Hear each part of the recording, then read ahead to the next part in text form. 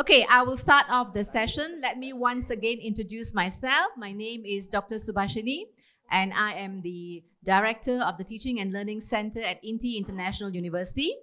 I have with me esteemed panelists. We have at the far end, Ms. Lata Bavisi, who holds the prestigious position of President at EC Council University in Kuala Lumpur, Malaysia, which is globally renowned for providing cyber security degrees. Next, Professor T.S. Dr. Salwani Binti Mohd Daud, the Vice-Chancellor of the University of Malaysia of Computer Science and Engineering in Selangor, Malaysia. We also have, joining us today is Mr. Ming Thang, the Group Chief Information Officer at UCSI Group of Institutions located in Kuala Lumpur, Malaysia.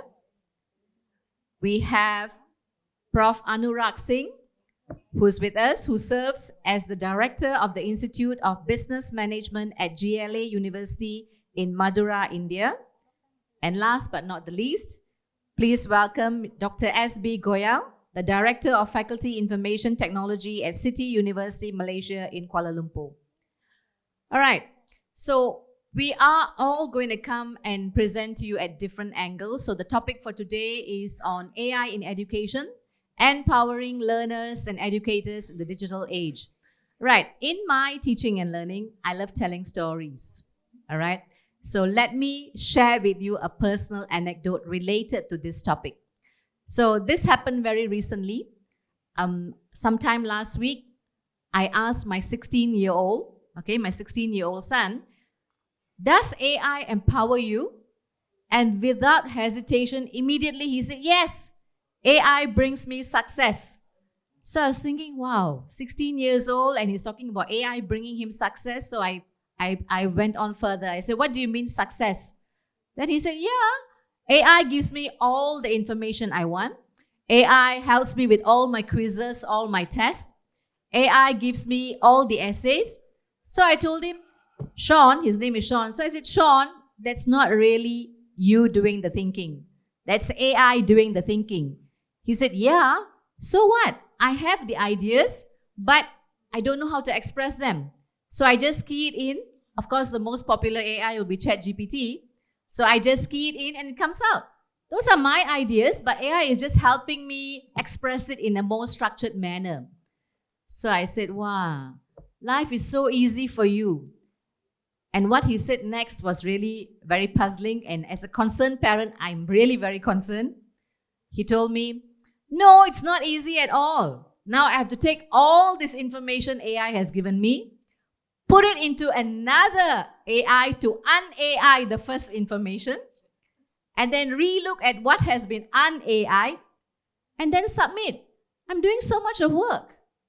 And this is exactly what I think 16-year-olds, 17-year-olds, even our students at university think. That is really their work. They have put in the effort. So my question is, where do we draw the line between the humanities aspect, which is the ethics, integrity, and in the use of AI? Who is really responsible to ensure our students are ethically inclined when using AI? So that's where my angle is from, the humanities part of it. So at universities, do we actually stress on the ethics of using AI, or do we allow our students to think that it's purely their effort? They are the ones who are feeding the information and getting the AI to churn out the answers. And they feel that they visualize success. They feel very successful because they have put in the information and they're getting an overload of information, thinking it's their effort. So where do we draw the line, and how do we teach them the difference between ethics, integrity, and how to use AI? All right? So keep that question in mind. Maybe later one of the panelists can come back to it. So let's move and steer our focus to our next panelist. Perhaps Prof. Salwani? Yeah, the floor is yours. Thank you, moderator. So, the esteemed panelists here, so and also to the audience. Yeah, although it's no, we left with the few numbers, never mind. I think this AI still relevant. So as what the moderator has mentioned about the ethical and responsible use of AI. So actually I was involved in the National AI Roadmap, Malaysia National AI Roadmap, which was launched in 2022. And this National AI Roadmap is, is from 2021 to 2025. So we include the responsible use of AI in that national roadmap. And I am still now is the task force, appointed by the MOSTI, Ministry of Science, Technology and Innovation, since the National AI Roadmap is owned by MOSTI, Malaysia government. So I am in the task force for the implementation of this roadmap. So we hope by 2025 there are outputs or outcomes from the roadmap. So about the ethical consideration, I think yes, we agree, because many are worried. But we cannot stop people from using this generative AI. So we have many tools on generative AI for teaching learning, not only ChatGPT, there are many more which is more advanced. Like if you know about using this BARD, B-A-R-D, in fact you can scan the text even in Bahasa Melayu, in Malay language, then you get the answers. For example, you have the mathematics problem, I show to my girl, this is how you want to get the answer. You just scan the text in Bahasa Malaysia and it will give the answer. So that's good. That's how good AI is. So that's why, of course, we cannot stop. Yeah, from from people, from us using it. As me also, I think that could be like a digital assistant to you, and you can use it responsibly.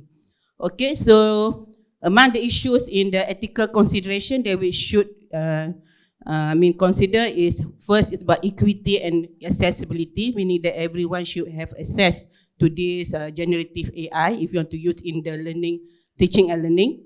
Then about privacy of data, yeah, that is very important. That is also a concern among us when we do the roadmap. And then also transparency. This also has been mentioned, transparency in the algorithm of the AI. So meaning that it's not that the developer of the algorithm, of AI algorithm should show or should reveal the coding or whatever the coding used, but just show how this algorithm works. So that it is transparency and people know what is the purpose of that algorithm. Then in terms of pedagogical consideration, I agree with the earlier speaker on this pedagogy. It's about customized learning. So this AI is not to replace the teachers. Still the educators use, because this AI too are still enablers. So they should use for the teaching and learning, but not to replace the educators, never. Okay, still the educator, the human side, just now, we still need the human to teach the children. And then the next thing is about the technical consideration. Okay, it's about the robustness and also security and also continuous monitoring and evaluation of the whatever applications that we use in the teaching and learning. Yeah? So as for in the roadmap, we have outlined the AI use of this responsible use of AI in AI. Principles for responsible AI, first about fairness, then reliability, safety and control. The third one, privacy and security. The fourth one, inclusiveness. The fifth, transparency. The sixth, accountability. And seventh, pursuit of human benefits and happiness. So these are the principles whenever an AI solution going to be adopted. So make sure the developers must make sure that these principles are being taken care. That is in our Malaysia AI roadmap. And also in the UNESCO, we have few documents. The first is about the ethics of AI. So that is already document, you can find it in the UNESCO website. You can refer to that document. We have, I think, more than 50 plus rules. And at that time when they discussed about to come up this document, I was appointed by the Malaysia as a focal point to represent Malaysia for the discussion on this AI ethics. Then I think the latest one, they also have these guidelines by UNESCO also, ChatGPT and artificial intelligence in higher education. So you can find this document in the website, UNESCO website. So this can be used as guidelines. And also among the latest one also, we have this guidance for generative AI in education and research. So all these are the guidelines whereby each institution can use this guideline for their institution, for their university or colleges or schools, whenever they want to use the generative AI for their teaching, learning, and also for the research. So yes, research also being help a lot actually.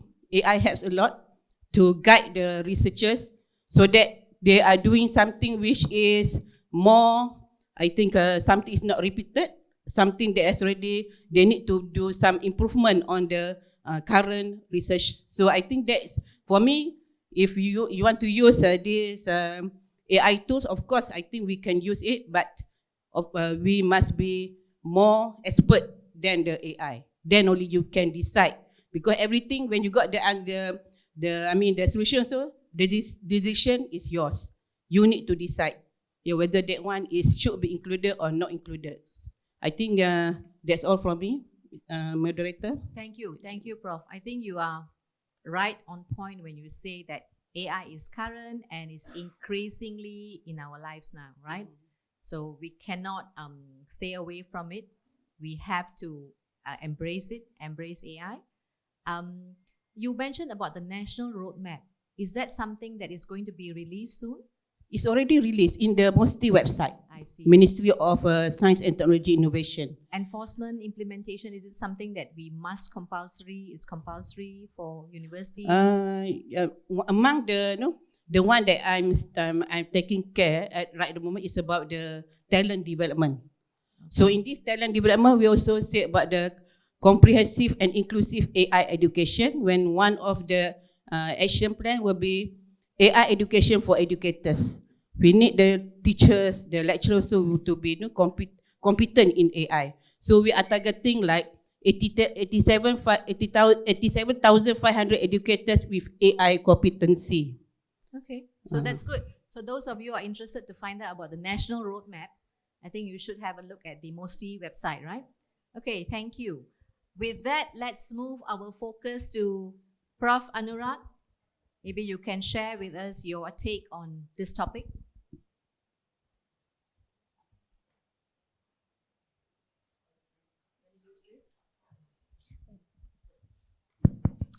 So very good evening to everyone. And first of all, my hearty thanks to the member of the audience who are here. So as a professor, whenever I was going to a class, and if I see that the class is more than half empty, I would get very cranky, right? But somehow that I'm just revisualizing the same scene here. Nevertheless, thank you for being here, and my hearty greetings to all the panelists, and a special greetings to moderator. So I would start with one anecdote here about how the learning happens and who are the hindrance, or from which directions the hindrance comes or obstacles comes.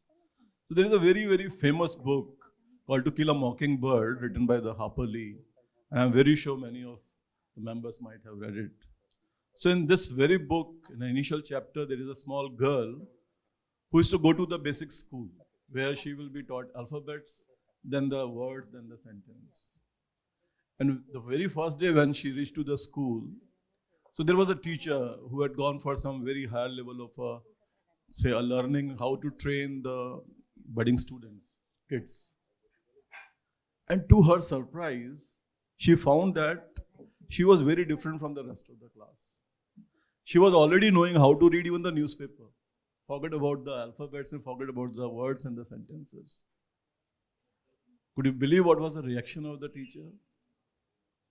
She scolded her. She said, "Tell your father not to teach you." So what I'm trying to say here, that the adoption of the AI or whatever the new technologies, the new age technology is coming, let me tell you, it is very fast being adopted by the students. the hesitancy, the reluctance which I see, it is coming from the side of the trainers, from the faculty members. And as in the other panels, it has been discussed in the morning that there is no way AI is basically not going to go away anywhere. It is just a very humble beginning, I would say, that it has just started. So there is no other way than to catch up fast, and I am glad that, well, Madam, she just reflected upon this thing, that ministry over here, they have a plan that there should be a AI for the educators. So we have to basically scale up very soon, because see, what I believe in, that with the digitalization, the lot of democratization of education has also happened, right? Demonetization has also happened. See the kind of a power it has given to the learner. If you have an ability to just put a right question in the search box, it's a big leveler. You may be from any kind of economic background. You may be from Africa, you may be from, say, China, maybe from India, maybe from advanced country. But if you have that ability to put a right question in the search box, probably you are going to get the same answers what you can get sitting in New York and elsewhere. One of the finest of a leveler, I would say, it transcends all kind of, say, gaps which are there because of the economic reasons, political reasons, geographical. It's geographic neutral kind of a thing. So very, very powerful tool, and I think already there is some kind of reluctance I have seen, because we fear what we don't know. So it's our human tendency. If we have some fear about things that, well, it is going to replace the educators or teachers, their days are numbered. So definitely there is we become a very repulsive to it. Perhaps you have to get out of this mindset and must try to see exactly, because if students are picking up very fast, and as an instructor we are not doing it, perhaps we will not be in an even position to see their performance, gauge their performance, or we cannot objectively analyze their performance. So probably this gap has to be bridged and as soon as possible. This is my take to begin with. Thank you, Prof. Very interesting. The idea of being fearful of AI, I think it is there. There is definitely some kind of fear of AI, but as you said, it's a matter of embracing, working around it, and making the most of what you have, right? Okay, so maybe we can hear from Miss Lata. Lata Bavisi, yes, your take, please. Thank you. You have a mic there? Thank you, Subashini. Very good evening to whomsoever is in this hall. I guess, just don't yawn so we stay motivated to provide our thoughts. I think the picture is very old, so don't go by that as well. But having said that, thank you so much to IELTS and Wes for having us here to present our thoughts. And thank you, panelists, for joining me on this session. And thank you, audience, for being so kind to listen to us. I think, just going back to the topic, and I will possibly speak a little bit on the ethical considerations that you were alerting to earlier in your little story, Doctor. I think, what we really need to consider as educators is AI is here. It's here to stay. We can't do away with it. I think lots of our peers today have spoken in lengths about this, so I'm just not going to spend time talking about its necessity. It's here. It's staying. We've got to deal with it. Fearful or not, I think we will have to deal with it. So as educators, we need to be responsible to think ahead of what is happening in this disruptive era, right? This morning I woke up and, I was preparing for the talk, and I said, okay, what is it? I mean, where was education from, back in, our times, my parents' times, to where is it today? And if you look at it, education primarily has three components, right? Accumulation, assimilation, and application. So to me, education is about the three A's in how we actually transmit education from ourselves as educational institutions, educators, to whomsoever is receiving this. So when I say accumulation, that hasn't changed. How we accumulate data, we still require to accumulate data. Back then, we used to refer to data using books, thousands of books. A research piece took a good 6, 7, 8 years to complete. Today, you can get it done in 3 years because that same piece of information has just been given to us in a different way. So education has not changed in how we need to continue to accumulate that content, that knowledge, for the benefit of the recipient. Secondly, assimilation. All sorts of content, right, as a student, we need to absorb and assimilate. What AI has done today is that technology moving from books to digital libraries to where it is today, you don't need to just accumulate. The information is now synthesized for you and assimilated for you. And hence now a student's life is so much more at ease, though we think it is, because now they have information coming from all sorts of areas. Kind of just finding out which information piece is relevant, which is not, is a big piece as well, right? Because you've got all sorts of content out there. So it becomes our duty to make sure that as this information is assimilated by AI, we actually have the upper hand in ensuring that this assimilated information is one that is going to be correct, is one that is going to be ethical, is one that's going to be the need of the hour and enhance the learning of our students. Finally, if you look at how education was evolving, today I think a lot of us as educational institutions and at the back end, our curriculum teams depend on Bloom's taxonomy for how they actually prepare their curriculum, right? It talks about knowledge, it talks about comprehension, it talks about analytics, it talks about assessments, evaluations, application. So all of this is already being done, most of it, not all, is already being done by AI, except for one, and that's application. How we use the knowledge, how we use the data out there and we apply it is what becomes our responsibility as educators to teach the students of tomorrow, right? So that they know how to apply the knowledge. I think that's where I think a lot of us were talking about, the imbalance between what it used to be then and now, and our pedagogies, right? All of our pedagogies need to now focus on the 20%, which is application. If applied well, the students will now professionally and personally thrive in their lives, which is what should be the intent of us as educators. At the end of the day, if we ask ourselves, what's the purpose of education, right? Purpose of education is to make sure that we create thinkers, right? Without creating thinkers, our society is not going to be a better one because we're going to get copycats. And that's what we need to move away from, right? So in short, I think for me, these are the concepts. I think as educators, we need to continue to deepen how we actually get our students to apply this knowledge to become better human beings, better people.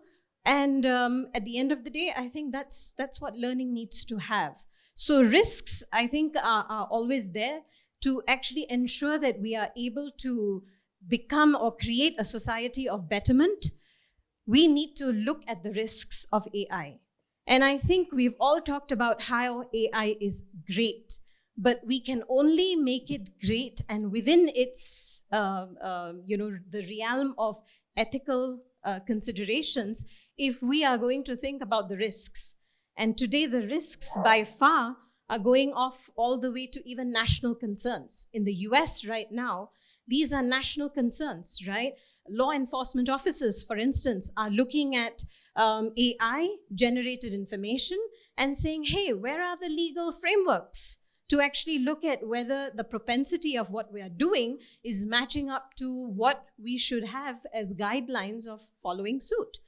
If we look at it, yes, AI has, and its technology, the one beautiful thing it's done is it's created a leveled plane for students to play on. give you an example. Back in the days, we used to be categorized by smart students, category A, category B, category C. So the one thing we'll see do away with AI, tutored methods is going to be the ability for us to actually look at that last class with the not so good teacher in there. And, we would be able to say, okay, where is the Steve Jobs in here? Is there a Bill Gates in here, right? Is there any one of those amazing, innovating thought leaders in that particular class? So we will see that gap bridged. But at the same time, the other risks need strong considerations by educators like us. I'm not going to take too much time. I've been talking too much. But I think, there is so much more on my list, which I will probably share some other time. With that, I think as educators, let's be responsible. Our university, EC Council University, slight correction, is not based out of Malaysia. It's actually a US-based institution. And accredited in the US as well. And it's part of our group organization called EC Council, who are the leaders in cybersecurity. So we are a small institution in that we just profess a lot of cybersecurity. And I will tell you, it's not easy job on our shoulders in keeping up to the technology changes. Being in cyber, the amount of work that happens on the back end by our teams with all sorts of new hacks, new viruses, new strategies, and new thoughts in how we can, compromise a situation, a piece of technology. It's just growing by the day. And to keep up with making sure that our people are receiving the best amount of information to keep their organizations, the government departments, the nation secure is such a heavy load. I'm actually now a little nervous with technology going at the rapid speed it is on how we take this back to the back end of our offices and ensure that we can upkeep with this change and ensure that our students have the best learning opportunities to create that betterment in society. Thank you so much, everybody. Thank you, Ms. Lata. That was really very interesting. We have your take on particularly the 3 A's. Yeah, that was good. And mentioning the risk in AI. Yeah, we all know about it, but maybe it's great that you mentioned it. Okay, thank you very much. Moving on, can we have Mr. Ming, please?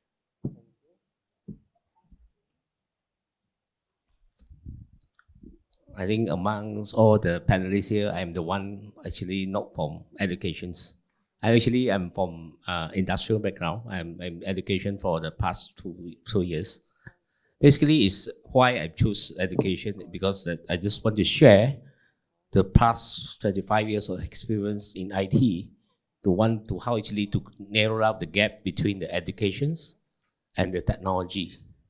This is the major aims.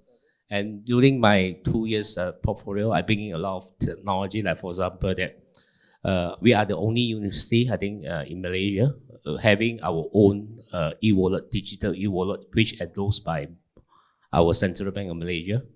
And we fully integrate with the license plate recognitions. Right now, our parking is without ticket. It's using the number plate recognition, all is AI. So we developed AI ourselves. And it just happened yesterday. My daughter come to me. I said, Daddy, your phone have ChatGPT? I said, yes, what? I said, can you lend me your phone for a while? You know what he do with ChatGPT? 10 years old girls, It was typing in English because they were having a karangan, something like you want to write an essay in Chinese. But it's very, very poor in Chinese. So what he do in ChatGPT, he express his thoughts in English inside ChatGPT and ask ChatGPT convert to Chinese Mandarin for her. This is how intelligent a small girl, 10 years old, take the things ChatGPT and help her to do the homework. And you ask me, is this the right way? Do I stop her? I say, I don't think so, because this is the way how he innovative to find a solution to fit the info. and to do her homework. And basically that people were asking me, in education, will you stop the student? I say, basically, we don't stop the student, but we teach them. We teach them the right way to use the ChatGPT. For example, that we implement the ChatGPT, the AI tool, in some of our thing that we're currently doing research. I think all the higher education here, when we do enrollments, the most difficult part is what? You have to go through screen one by one to check their visa, to check their passport, is that match, whether they have education visa. This actually can be done by AI.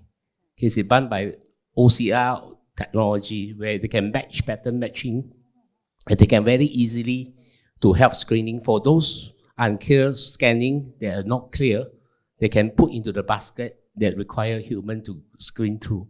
But at least 70 to 80% of the job can be done by the machine itself.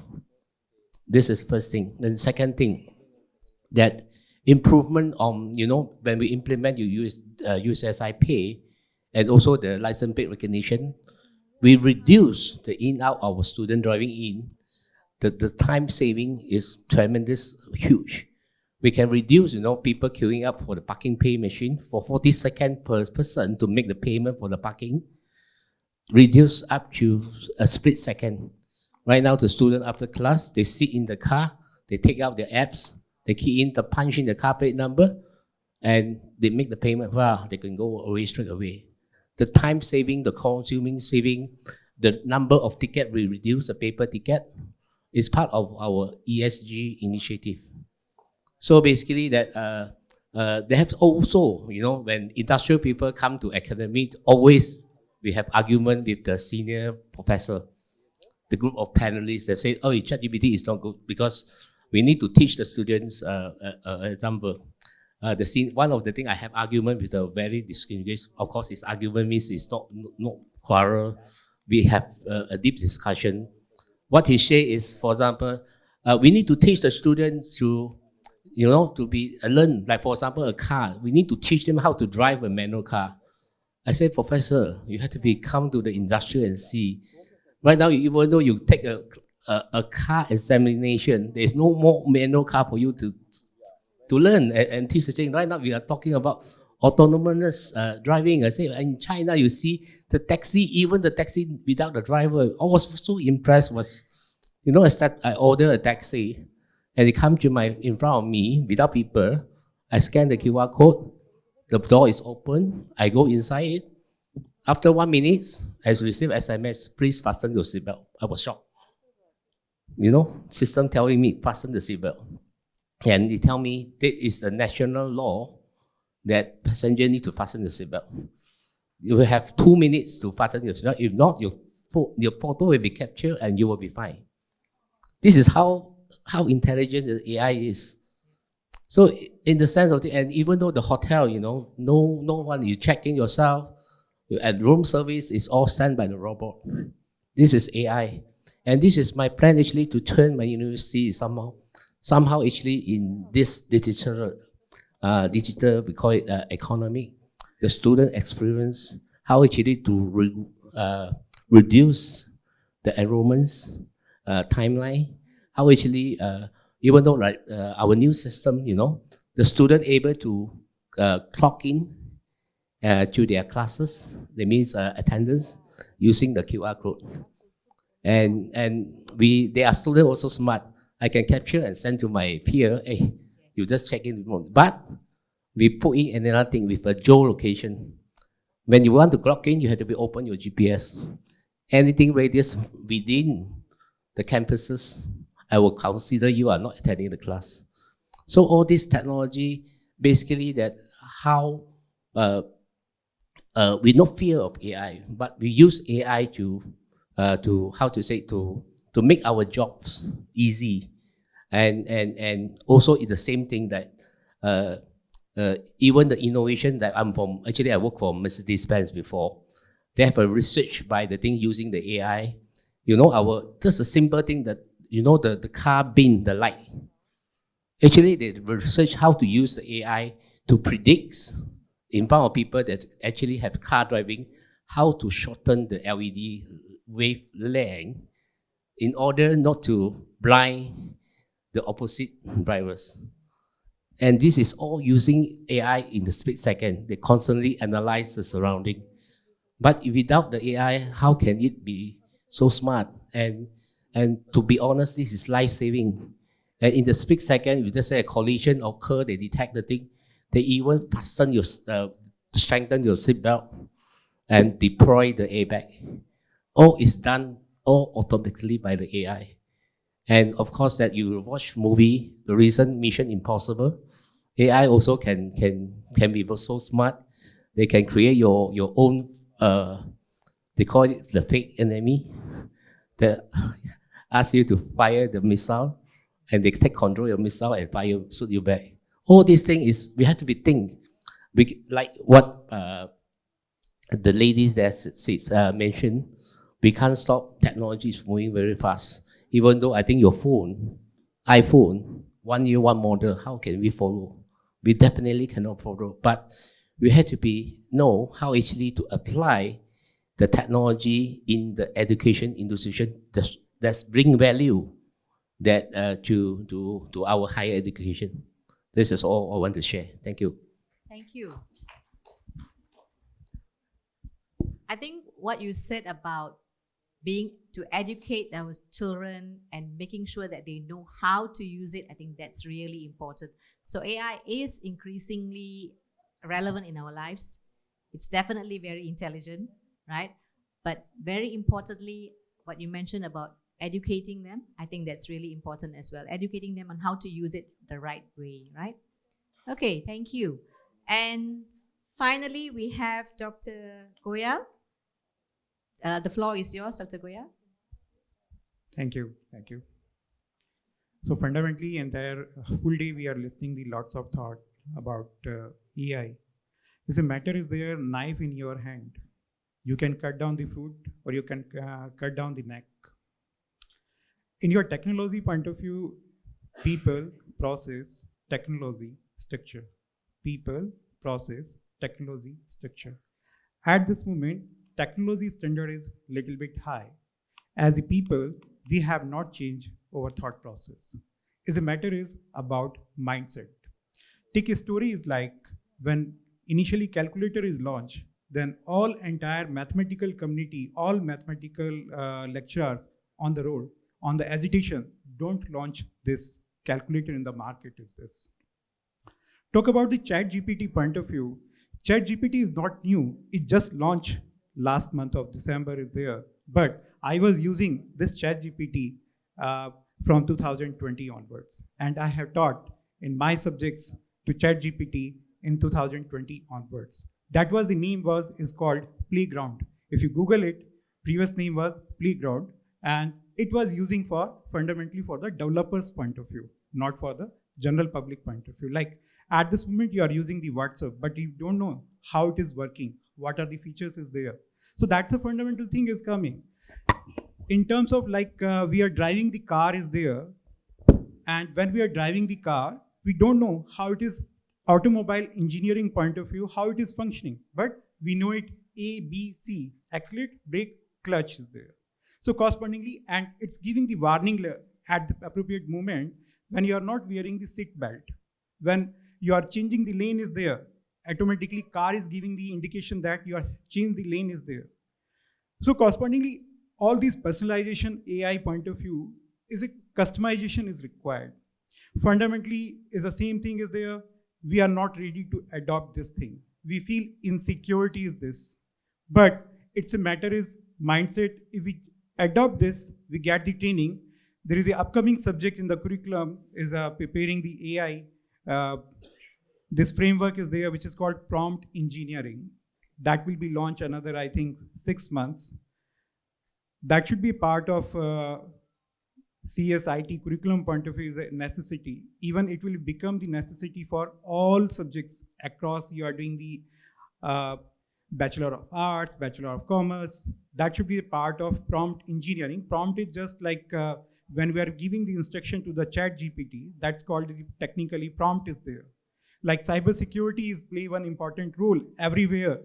Even when you are using the bank applications is there, you are aware or not. But nowadays, with the awareness, everyone is aware. Oh, is some wrong message is coming, wrong link is there. I don't click on that. So similarly, aspect is there about the chat GPT point of view. Like my son is 8 years old. He just, his observation is always very high. Whenever I'm doing something and he click on my laptop on PowerPoint, he can just observe was an animation tool is there. Similarly, he automatically learn about ChatGPT. Even I have not taught anything is there. So automatically he has prepared the speech for the teacher. That's a wonderful thing is there. So lots of wonders are possible with all those things. Like we have the bicycle and we have the helicopter. It's a choice is there, but both are useful. Both have the pros and cons is there. So this is a time is there, we take the decision, we teach everything is there. Because suppose you want to done the writing point of view, you want to write a research paper. If you take the help of ChatGPT, sometimes students or lecturers wrong interpret. Should I use the ChatGPT for the writing of the research paper? There is no harm to write the research paper using ChatGPT. But fundamentally is there, do you know it? What is a research paper? How to write? If ChatGPT have written the wrong thing, are you able to justify it? Are you able to correct it? So Cosmin, that's a matter is coming about how we are thinking that. So there is a coin is there is a head and tail, and we need to decide what we want to do it. That's my viewpoint. Thank you. Thank you, Dr. Goyal. It reminded me about a training we had at the university. We had this training for lecturers on how to use ChatGPT to do your research paper. So I don't know to what extent are we crossing the line, the boundaries of ethics, but that was one important training to train our lecturers how they can actually use ChatGPT to produce a research paper, right? So this is increasingly important. There are many trainings on how to use ChatGPT, but I think the underlying factor is how to ensure that we are doing the right thing, where we're not crossing the ethical boundaries, right? Okay, anyone would like to say anything else among the panelists? I think, let me share something. So, despite that you will bring value to ChatGPT or the AI, bring value to everyone, it's also increased a lot of, scam cases. This happened recently, a few months ago. I was lunch with my friends.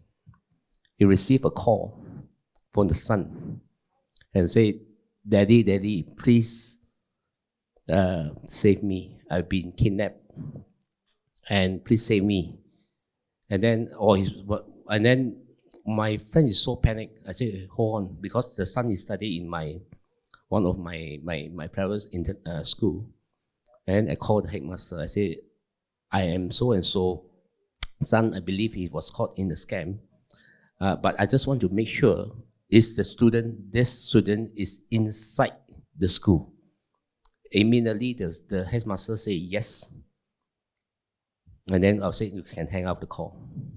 You see how AI, a short clip of the video the son shared on social media, with the voice, with his face on it, AI able to generate a virtual of him and try to cheat the fathers. You know how scary is it? And this is seriously, this is happening. And a lot of people say, you think you read the news as so stupid lah, so easy to get scammed. But in actual fact, when it happened to you, you was so panicked because it's your son. You don't know what to do. And immediately, what is the first action? Transfer money. And it will be nowhere to find. This is the thing that when technology bring the pro, you also bring the bad side, the dark side. So even though I think if you go to there is we call it the dark side of ChatGPT. He will teach you how to write a ransomware. He will teach you how to just pay phishing email. So of course that we have to be very, very careful, especially as education. We need to educate our next generation how to use this to be well. And of course, if you use well, like for example, my development team, just to share, my development team becomes so efficient with the plugin of ChatGPT in our development software development studio. Imagine you can reduce the coding from 8 hours to 1 hour. A 2 weeks works can be reduced to 3 days. You know how is it? Boss is very happy because, you know, manpower, you don't need so many manpower. He reduced almost 80% of the time, and it produced a quality code. This is what I want to share. Thank you very much. I was just thinking about the idea of you mentioning about your friend's son being kidnapped and he got a call and so on. Maybe this is down your expertise, Ms. Lata, cybersecurity. How do we handle something like this? I've only got one word: education. I think that's actually the only way. Everyone needs to be educated. You know, it's a real life case study that we did a couple of years ago, and we, you know, because we have a consulting division as well. So part of the consulting division is that they work with many companies. And we gave them a project and we said, okay, let's go ahead and find out, you know, if we were to give certain situations to people within the company, where would the weak part of the company be, right? Any guesses? Who is the most, you know, through that study, who is responsible for a company's hack? I mean, which department? We can just go by departments. Any guesses? IT department, that's the most prominent one. Okay, since we're running out of time, I'll just shoot. It was actually the front office people, because customer service. So the minute they get a call, they provide information they're not supposed to. And boom, that's where you see a weak gap. So education is a must, no matter where you are. As long as there is technology, cybersecurity is a huge concern, a growing concern, which we will have to just fix through education. And the kids these days, they upload anything and everything, right? Their TikToks, their personal information on social media and so on. Yeah. That they need to be educated as well. Exactly. They cannot upload, right? Yeah, this is exactly what I meant to say earlier when we were talking about application, right? You can apply what you learn ethically or not ethically, but that responsibility is back to us as educators to provide. At the end of the day, everybody has a different thinking system. You know, they go back to different homes, to different work cultures. They have different stresses. So what induces them to do things, nobody knows. That's out of control. But I think we have to keep the society educated. Great. Prof. Salwani, anything else to add? I think I agree with Lata, yeah, about the cybersecurity aspect, because that's among the thing that we include in our roadmap is about institutionalize the security aspect. We have the CSM. I think you must have known Cybersecurity Malaysia, but I think I agree with you. There are so many things more, because the one that we know sometimes the security part is not have to follow the technology. So we want the security part to be ahead of the technology, because that is the thing that is very important. I agree, all this risk, and also we also know there will be also instances where with the autonomous electric vehicle, whereby when any accident, who will be responsible? Is it the car itself or who? So it is in the UNESCO recommendations, ethics recommendation about AI. So they will say maybe it's the developer. So developer, maybe the algorithm is not good enough. whereby the accident occurs. So I think there's a lot of things more to discuss. In fact, in Malaysia also, we don't have enough, not to say that not enough, but something acts on the data sharing also is not clearly mentioned. We have so many acts, but it's not clearly mentioned about the data sharing. So that's why people are afraid to share data, especially when you want to do research, we want data. But these data are not easily available, especially when you say you want to have the patient data, that also is not easily available. But nowadays the government also have this, on their platform for the data sharing. So that is another issue that we are. The government is moving and also is doing something to improve all this. The need of sharing data for AI. If data is not shared, there will be no AI. Useless of AI when there is no data. So that's the thing that we are moving, inshallah. I think there are also many more companies also being adopt AI. So that's why we talk about talent development. We need more talents. Although we say about this, AI got so many risks, but still we need more talent who are good in AI, so that they can adopt, and also they can also take care, consider about the risk that may be happen. So I think that's all from me. Thank you. I think even job applications sometimes are handled by AIs. I know my friends who have got scammed with job applications, especially overseas job applications. So we've got to be really careful on what we upload.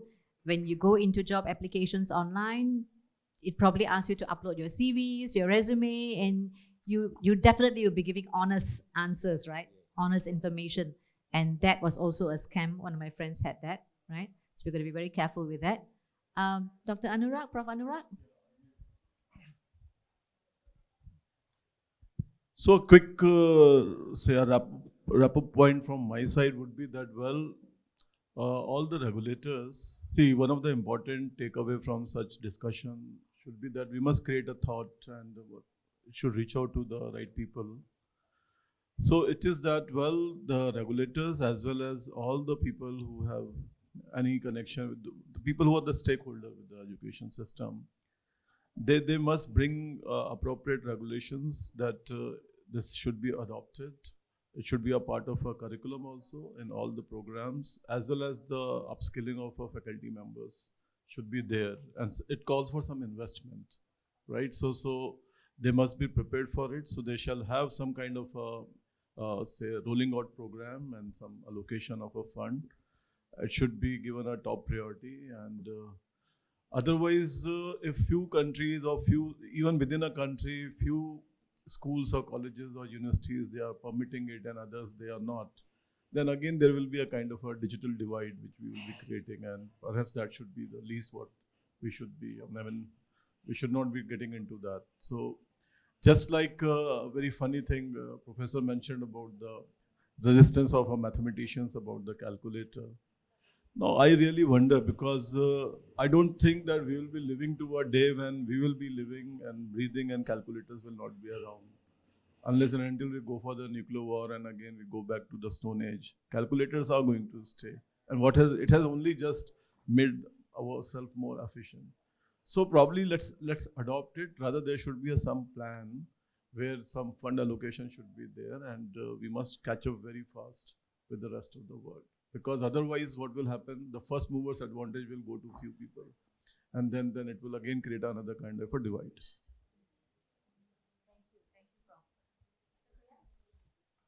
Yeah, that's another one point is there. Like when initially launch a thing from civil engineering, mechanical engineering point of view, when initially or architect point of view, when initially some software is there. Nowadays, before starting your building, you can realize that how your building will be look like. What is wrong with that? Same thing with the chat GPT, how your paper will be look like that. Student is spending 3 years, 4 years, 5 years in the PhD. He don't know where he want to go. He can realize that, oh, I want this type of product. I want this type of algorithm. In computer science, optimization, efficiency, security, evergreen problem is there. But what is the meaning of this optimization? This is an algorithm. This is an existing algorithm. I want to optimize this. What is your thought process? You give that instruction to that. Then that basis, algorithm can be optimized. Algorithm can be efficient. Algorithm can be calculate your complexity is there. So before generating like a virtual reality point of view, I have not visited London, but I can realize that how it will look like if I visit the London is there. So correspondent, that's the same thing. Over thought process, we need to realize that how it will look like. It's not like that you're writing some document and submit directly in somewhere. Only thing is there, you can realize that what is your thought. If this is a thought, this type of algorithm will come. If this is a thought, this type of algorithm or results analysis should become like this. It is very, very useful tools for freshers, learners point of view. They can realize that otherwise teacher, supervisor is telling the just only story, he is listening and he's wasting the 5 years is there. And sometimes even after 5 years, he don't know what he is producing. So that point of view is a matter is need to change the mind. That's the only point. Thank you. Thank you, Dr. Goyal. Maybe now we can steer our focus to our very patient audience. Would you have any comments, anything to say, any questions? Yes, sir. Thank you very much for giving this opportunity. So my name is Dr. Nirbhay. I'm from GLA University. So I was very much interested to have this talk on precisely ethical responsibility, I should say. Most of you have, centered around the discussion, but I found one thing typically missing. That's my comment to add on. That's social responsibility is major topic. We have to understand in regards of AI, especially using in education institutions, right? Not only in the education institution, the way we are, applying automation in mechanical engineering, automobile industry, everywhere. You see, unless society is, prepared, how we are going to, adapt the system, how we are going to, support our political leaders to develop the, regulations, right? Then this technology is coming as a, as a part of industrialization, right? There's a new phase of Industry 4.2. You see everywhere, right? But the point is that how the common people, they are going to adapt this technology, right? In education, in the industry, in the automobile industry. So the point is here that are we going to a utilitarian society, that we are going to optimize with this technology in terms of producing good results for everyone, for student, right, for a common person, or we are going to be a duty-full society, right? Having considering humanitarian, saving some jobs for humans, or respecting human minds, creativity, of natural creativity, we can say. So my point is restricting to on these 2-3 points. That's very philosophical. That social responsibility is one. Second is the humanitarian aspect, whether in the industry or the education. And third is how we adapt and develop the regulations and how society is going to embrace the AI. Thank you very much. Okay, it looks like everyone is ready to have tea. Everyone is tired. In fact, I was pondering how nice if it was an AI handling the moderation and on the panel. But believe me, I don't think the AI would do a good job. Yeah, it wouldn't have the human touch, nor would it be able to make the judgment, right? So, okay, with that, ladies and gentlemen, just a moment. Okay, so I would like to thank all of you for your very patient time, for sitting down here patiently and listening to the session this evening. And I would also like to thank our esteemed panelists. Thank you very much. With that, I bid you a very good evening and thank you very much. Goodbye.